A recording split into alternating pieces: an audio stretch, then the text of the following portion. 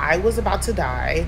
I remember waking up from surgery screaming from the top of my lungs. The pain was unbearable. It's literally like getting dropped off in the jungle and getting your ass whooped by 20 gorillas. It took me 15 fucking minutes to I had to call my 7-year-old to hold my motherfucking hand. I just figured out a way to describe the pain of a BBL. You know when you're cooking something or you're doing your hair and then you burn yourself really hot? That same feeling all over your body, that's what hurts. She's in a lot of pain.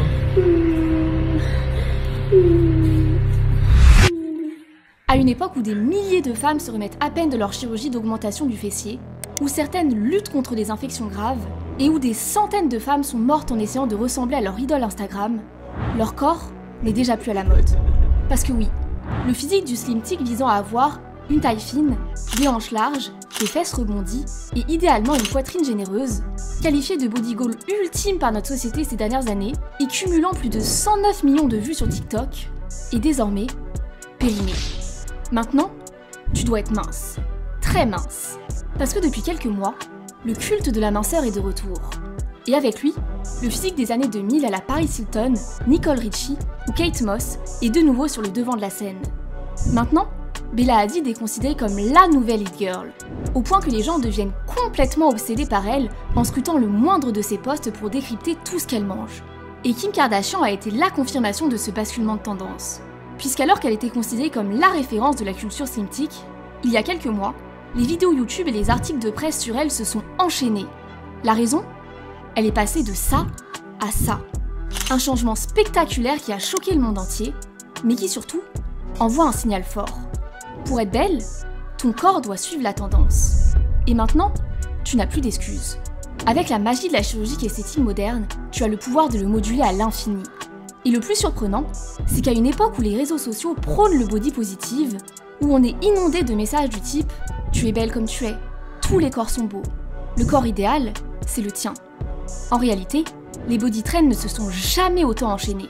Thigh gap, hip dip, bikini bridge ou encore rib cage bragging, faisant de notre corps, comme un sac en bandoulière ou un jean mom vintage, le dernier objet de fast fashion.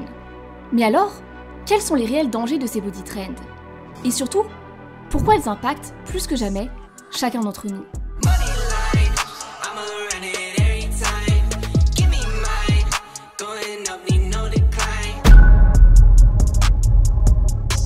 La dernière tendance qui a envahi les réseaux sociaux, le buccal fat removal. Autrement dit, enlever le gras naturel de tes joues pour obtenir un visage plus creusé. Vraiment creusé. S'inscrivant parfaitement dans le retour du culte de la maigreur et adoré par de nombreuses célébrités. Cette chirurgie a fait l'effet d'une bombe sur les réseaux sociaux après ce post de Léa Michel sur Instagram. Puisqu'alors que certains l'ont trouvé magnifique, d'autres l'ont trouvé totalement ridicule. Au point même de voir des mèmes tourner les comparant à des personnages de Tim Burton.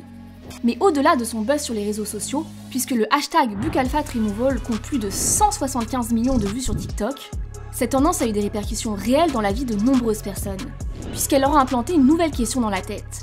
Est-ce que je dois enlever le gras de mes joues ? Allant jusqu'à leur créer de nouveaux complexes qui jusque-là n'avaient jamais existé. Au cours de l'année écoulée, il y a eu une augmentation significative du nombre de personnes qui en ont fait la demande, et non ce chirurgien plastique Edouard Chamata. Alors j'ai fait une bichectomie, donc voilà. C'est quoi une bichectomie? Une bichectomie, en fait, on enlève les boules de bichat qu'on a à chaque côté des joues. Ça permet de quoi, de creuser les joues, c'est ça? Exactement. Parce que oui, ça reste facile de prendre du recul avec ces tendances et de s'auto-réguler pour ne pas sauter sur le dernier truc à la mode quand on voit un post par-ci par-là. Le problème, c'est que si tu es intrigué une fois et passes un peu de temps sur ces posts, tu entres dans le cercle vicieux de l'algorithme Instagram et TikTok. Ils vont te bombarder de photos avant-après, de personnes ayant sauté le pas te racontant à quel point ils se sentent mieux dans leur peau après l'intervention, et d'influenceurs faisant leur promotion de leur chirurgien préféré. Jusqu'à ce que tu te regardes dans le miroir, et te dises qu'après tout, c'est peut-être vrai que tes joues te donnent un peu l'air bouffi, ou alors que tes paupières sont un peu trop tombantes et qu'un petit fox eyes pourrait être une bonne idée. J'ai refait les fesses pour m'enlever toute la graisse qui se trouvait ici. J'ai aussi mis des prothèses mammaires. J'ai envie qu'on me retire les boules de bichat ici. Qu'ici j'ai une bosse, c'est un caprice. La pointe de mon nez est un petit peu trop longue. Je me sens boule. Parce que même si tu résistes à une tendance, tu pourras être vulnérable à une autre. Il en existe tellement qu'il existe une liste des plus grandes tendances de la chirurgie plastique en 2022. Et vu qu'on n'a jamais passé autant de temps à nous filmer à danser sur TikTok ou en story Instagram, c'est plus facile que jamais de devenir obsédé par les moindres détails de notre apparence. Surtout que les seuls vrais freins qui nous empêchaient de sauter sur ces tendances comme la dernière crème spéciale Night Routine à la mode n'existent plus tant que ça. Puisqu'avec la démocratisation de la médecine esthétique et des chirurgies moins invasives, les prix ont chuté. Des opérations comme le Buccal Fat Removal sont réalisées en seulement 30 minutes, mais surtout, la peur du danger n'est plus aussi présente. Notre cerveau est conçu pour évaluer les risques en fonction de notre expérience passée, mais aussi de celle des autres. En gros, plus on connaît de gens qui ont vécu une expérience, et pour qui ça s'est bien passé, plus cette expérience semble safe.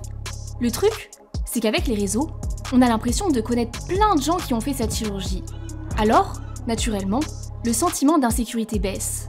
Même si au final, on connaît que ce qu'ils ont décidé d'afficher sur les réseaux, et pas tous les détails parfois beaucoup moins glamour. Et on peut se dire que c'est une bonne chose que la parole se libère autour de la chirurgie esthétique. De plus en plus de posts Instagram ou de vidéos YouTube débunkent les opérations des stars. De plus en plus de gens parlent sans tabou de leurs opérations, et c'est top. Parce que ça nous aide à réaliser que la plupart des physiques qu'on envie ne sont pas atteignables naturellement. Et ça nous aide à avoir des attentes plus réalistes. Mais est-ce qu'on arrête de se comparer à eux pour autant ? Pas vraiment. Et indirectement, cette libération de la parole participe aussi à ce que notre cerveau normalise le recours à la chirurgie esthétique. Vu qu'on se rend compte qu'elle est partout, mais aussi que c'est souvent la seule solution pour atteindre les critères totalement irréalistes du body goal du moment. Et même si la chirurgie esthétique peut être une super solution pour les personnes qui souffrent d'un vrai complexe, et qu'il ne faut absolument pas la diaboliser, elle doit être utilisée pour des personnes avec de vrais complexes. Et pas seulement des complexes créés de toutes pièces en quelques mois par une tendance TikTok. Parce que les dangers sur notre corps sont réels. Au moment de la liposuction, moi j'avais des implants mammaires, mais bien avant. Il a touché ma glande mammaire et en fait le lendemain que je me suis réveillée, j'ai vu que mon sein il avait doublé de volume. Du coup il y avait une hémorragie dans mon sang. J'avais une infection, c'était inflammé, j'avais 41 de fièvre. Et vous avez risqué votre vie? Ouais, j'ai cru que j'allais mourir. L'opération du Brazilian Butt Lift, pour un boule à la Nicki Minaj, possède le plus haut taux de mortalité pour une opération de chirurgie esthétique, avec une chance sur 3000 de mourir. La pose de couronne dentaire laisse des jeunes avec des dents mutilées, et le Buccal Fat Removal peut causer un vieillissement prématuré et une mauvaise mine sur le long terme. Mais surtout, on ne connaît pas les effets long terme des dernières opérations à la mode. Et même si on ne saute pas sur la case chirurgie, ces tendances corporelles accélérées des réseaux sociaux ont un effet désastreux sur notre santé mentale, puisqu'elles nous poussent à voir notre corps comme un objet qui doit toujours être à la pointe de la tendance comme tes dernières Air Max, elles nous inventent des insécurités, nous font perdre confiance en nous, et nous poussent à être éternellement insatisfaits, puisqu'en quelques semaines, ou quelques mois, une nouvelle tendance est déjà là. Pire encore, cette remise en question permanente de notre corps est le chemin le plus rapide vers les troubles du comportement alimentaire, qui non seulement détruisent des vies, mais aussi représentent la deuxième cause de mortalité prématurée chez les 15-24 ans.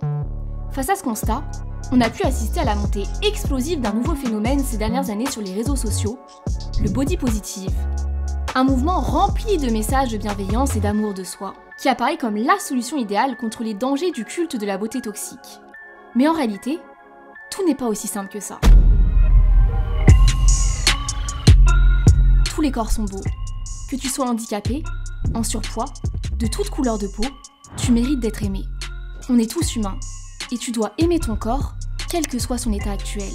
Ces belles valeurs sont l'étendard du body positive qui vient combattre les standards de beauté totalement irréalistes. De beaux messages qui partent d'une bonne intention, apprendre à s'aimer. Le problème, c'est qu'au fil des années, le mouvement s'est radicalisé sur les réseaux sociaux, au point d'être qualifié de body positive toxique. So I'm no longer being body positive in 2023. Body positivity is toxic. I grew up being told that I should love myself, love my body, be proud of the body that I have. But some days it's hard to be positive about your body. But some days I look in the mirror and I just want to break down. La positivité toxique, c'est l'idée de se concentrer uniquement sur les aspects positifs de la vie en rejetant toutes les émotions négatives, qui pourtant font partie de notre nature humaine. Et le body positive a commencé à s'inscrire dans une positivité toxique lorsqu'il a commencé à prôner qu'on devrait toujours aimer notre corps. 24 heures sur 24, 7 jours sur 7. Au point que tu n'as plus le droit de porter de maquillage, de lisser tes cheveux, ou même d'essayer une nouvelle lotion pour purifier ta peau. Sinon, tu es une hypocrite qui donne de la puissance aux standards de beauté de la société. Et tu renforces tout ce contre quoi se bat le body positive. JujuFitCat en est régulièrement la cible. Alors qu'elle véhicule des messages d'amour de soi sur ses réseaux, qu'elle poste des photos d'elle au naturel et parfois dans des positions peu flatteuses pour encourager l'acceptation de notre corps, ce n'est jamais assez. Les rares fois où elle poste une photo maquillée, elle est jugée d'hypocrite. Les rares fois où elle se lisse les cheveux pour une séance photo, elle est jugée d'hypocrite. Et puis de toute façon, elle ne peut pas encourager l'acceptation de son corps en faisant autant de sport. En gros, tu n'as pas le droit de faire la moindre action pour te sentir mieux dans ta peau, ou même pour être en meilleure santé. Sinon, la sentence est irrévocable. Tu es exclu de la communauté et privé de tous ces messages bienveillants qu'elle t'envoie. I want to talk about something toxic that often happens with body positive creators. When their bodies change, and let's say they get thinner, then they start to get hate for it. People will tell them that they were lying and they're a fake. People will tell them that they didn't actually believe in body empowerment because they gave into the standards and changed their body. Quand Adèle a perdu beaucoup de poids et avait l'air heureuse, elle a croulé sous une vague de critiques pour avoir cédé aux standards de beauté. Lizzo, une des icônes du body positive, a subi une énorme polémique. La raison ? Elle a parlé sur TikTok de sa détox au smoothie de 10 jours dont elle était très contente. Immédiatement, ses abonnés se sont retournés contre elle en disant qu'elle n'était qu'une sale hypocrite, jusqu'à ce que Lizzo soit forcée de se justifier en disant que ce n'était pas pour perdre du poids, mais uniquement pour prendre soin d'elle. Tess Holliday, une des mannequins grande taille les plus populaires, confie que le body positive interdit aux gens de changer. Il y a immédiatement un sens de trahison quand tu perds du poids ou fais le minimum pour ta santé. Le seul moyen de continuer à recevoir du soutien, c'est de rester pareil. Parce qu'au final, le mouvement ne t'encourage pas à faire ce que tu veux de ton corps et à t'aimer dans toutes les situations. Non. Il promeut ses propres standards de beauté auxquels tu ne peux pas déroger. Et au final, te crée une nouvelle pression de devoir t'accepter à chaque instant tel que tu es. Parce que sinon, tu es une mauvaise personne qui encourage les dictats de la société. Et le body positive reste très superficiel, puisque le corps reste au centre du débat. Alors qu'au final, la réponse à notre mal-être ne se cache peut-être pas là. Voici comment perdre du gras sans faire d'effort. Et c'est pas une vanne. Let's go la team pour une nouvelle journée dans mon assiette spéciale sèche Day One. Je vais tout vous expliquer de A à Z, toutes mes techniques pour avoir le teint parfait, genre the teint. C'est un fait. Tout dans la société nous pousse à nous concentrer sur notre beauté. Que tu allumes la télé, scrolles sur ton téléphone ou même te balades dans un centre commercial, tu ne peux pas échapper à cette pression extérieure permanente. Et on peut te dire d'envoyer foutre tous les standards de beauté et de te trouver belle telle que tu es, peu importe à quoi tu ressembles, mais la réalité, c'est que c'est totalement irréaliste. Notre jugement est forcément impacté par les normes plus générales de la société dans laquelle on vit. Et les body trends existeront toujours. Tout simplement parce qu'elles ont toujours existé. En 1400, il fallait être rond. Dans les années 20, avoir une apparence androgyne. Dans les années 50, une forme de s'habiller. Dans les années 90, être très mince. Dans les années 2000, des gros seins et un ventre plat.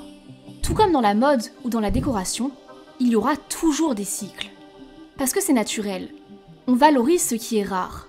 Quand une tendance devient trop représentée dans la population, alors automatiquement, elle perd de sa valeur. Une nouvelle tendance, plus rare et moins accessible aux masses, la remplace.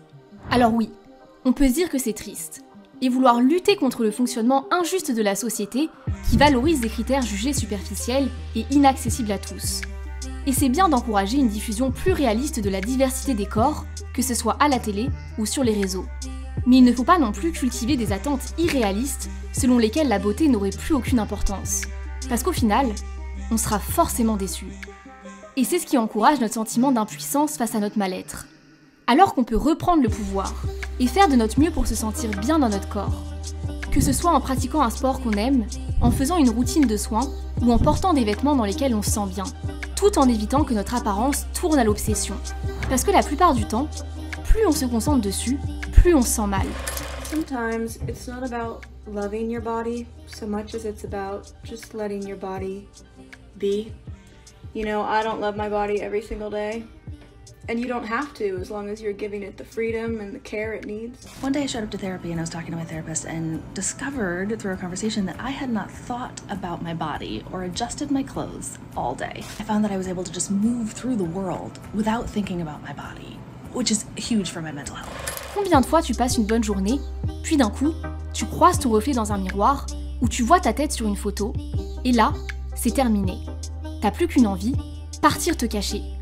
Quand on voit que même ceux qui atteignent ces fameux body goals confient souvent se sentir mal dans leur corps, comme Bella Hadid qui avoue qu'elle avait l'habitude de pleurer tous les jours, la meilleure solution pour se sentir bien, c'est de comprendre qu'on est plus qu'un corps, et de cultiver tous les autres aspects de notre vie qui nous nourrissent. Que ce soit une compétence à apprendre, une passion, ou même passer du temps avec ceux que tu aimes. Plus on s'épanouit dans d'autres domaines, plus on détache notre valeur personnelle de la perception de notre apparence. Et on trouve notre valeur de manière plus profonde et plus enrichissante. Si tu veux te créer un entourage de qualité qui t'aidera à te détacher de ton apparence et à trouver un véritable épanouissement dans des liens humains dont on a tous besoin, j'ai créé un guide 100% gratuit. Lancer une conversation avec n'importe qui. Je t'y explique sur 5 jours, étape par étape, comment démarrer une discussion avec un inconnu de manière fluide et sans gêne. Pour que même si tu te sens un peu seul, même si tu ne te sens pas vraiment aligné et compris par ton entourage actuel, tu puisses avoir toutes les clés en main pour te construire l'entourage que tu mérites. Il te suffit de cliquer sur le lien en haut de la description. Tu recevras la première leçon d'ici quelques minutes. Et si ça ne te plaît pas, tu peux te désinscrire à tout moment en un clic. N'oublie pas, prends soin de ton corps. Fais ce qu'il faut pour te sentir à l'aise dans ta peau. Mais souvent, la meilleure solution pour te sentir bien dans ton corps, c'est de cultiver ta valeur en dehors de ton corps.